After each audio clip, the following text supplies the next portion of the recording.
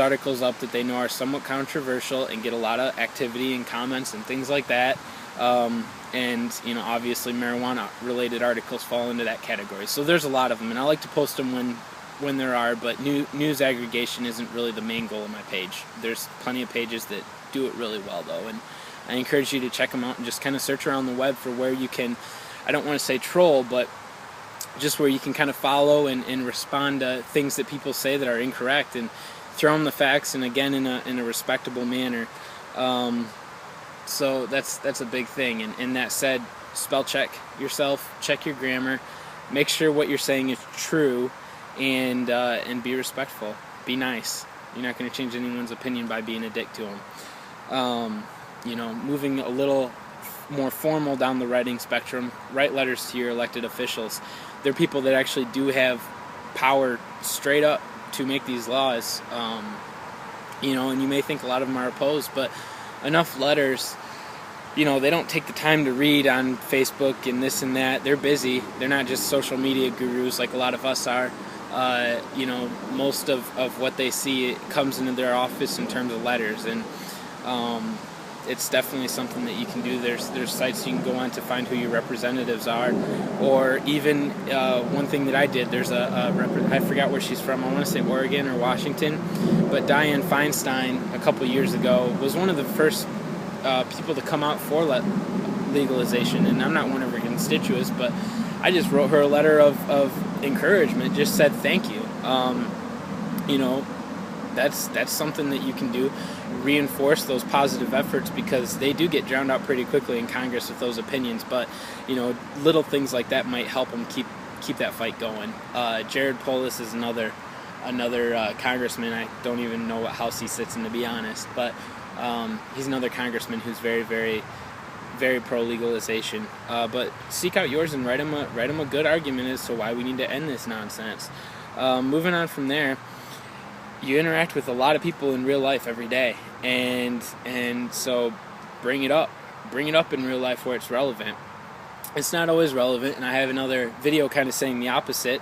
Don't flood them, don't shove it down their throat, don't preach it to them.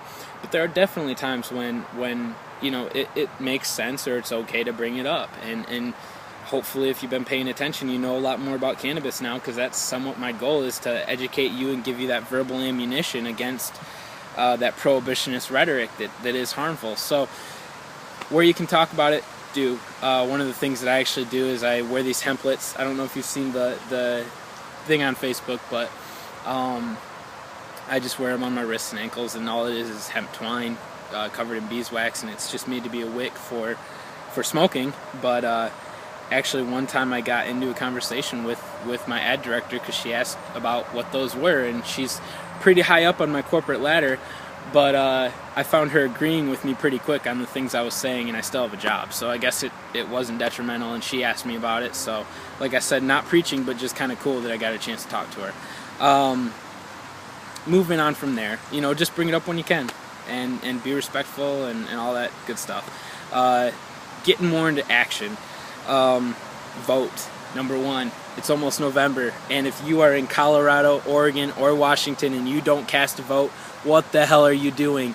You guys have a chance to legalize marijuana in your state, and I don't want to hear this BS about, oh, how the feds will never let it pass and all this. You know what? At least make them make a decision. You know, they got to decide how they're going to enforce this. Are they going to directly contradict the will of the voters in the states, which, yeah, they are doing in some of the medical states, but you know, they're not doing it completely. I'm in Michigan, and there are still dispensaries, so yeah, they shut people down, but they do it selectively, and they don't do it wholly. And if we go 0 for 3 on this ballot for legalization, it'll be a huge crushing blow to our movement. So you better vote if you're in any one of those 3 states. That said, you better vote if you have an opinion in any of the 50 states. There's a lot, you know, you can support somebody who's pro-cannabis. I said I'd look for a list. I don't have one yet, but I'll try and find one. But please vote, and especially if you are in Colorado, Oregon, or Washington. I cannot say that enough. Vote yes on Amendment 64. Vote yes on whatever the hell Oregon's measure is called, and vote yes on I-502, which is in Washington. That's huge. You know, we can't go 0 for 3. California failed in 2010. We can't go 0 for 3 this year. It's looking good in the polls, but we can't be a bunch of lackadaisical stoners and sit on our asses on election day. So that's the biggest one right now. As far as other action-oriented things, I'm getting cold, I'm getting shivers. But one of our friend pages, Free the Leaf, the guy who runs it, Dan, I know him, personally through Facebook and just through activism, but he is pretty involved politically, kind of across the political spectrum, and he puts stuff out there that actually give pretty hard steps as far as what can be done to in this legal process. So check out Free the Leaf is what it's called, Free the Leaf. And I think even right now it's his cover and it lays out some list. So one thing you can do.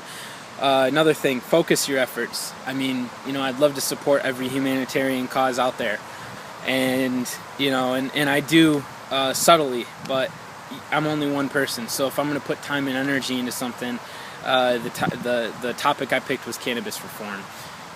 So like I said, focus your efforts. You're only one person. If you're serious about this, get serious and do it. Moving on from there, which kind of sounds counter, diversify your efforts. So what I mean by that is going back to the don't preach, don't shove it down people's throats in your personal life. Toking Points is clearly all about cannabis, which I love it because I can stump all day. I think my friends were getting tired of me writing about cannabis on Facebook, so I started this partially because of that. But this goes back to number one, just be that best all around. I use the term in another video, not a one-trick pony, but be that best person you can be. And lastly, organize. I mean, we're strongest in groups, and that doesn't just mean liking NORML or Law Enforcement Against Prohibition or the Drug Policy Alliance or Marijuana Policy Project on Facebook and just liking their stuff and all that. Facebook's great, but you gotta show up. You gotta show up with signs. You gotta show up, be a body, be a voice. Those things really do matter still. I mean, look at what happened in Tahrir Square. They started on Facebook. That's where they organized, but they still had to show up. So, that's probably the biggest thing. Another kind of one last smaller one. There's little things that come out like the president will do a town hall on YouTube or on Twitter or on Facebook or Google Hangout or whatever.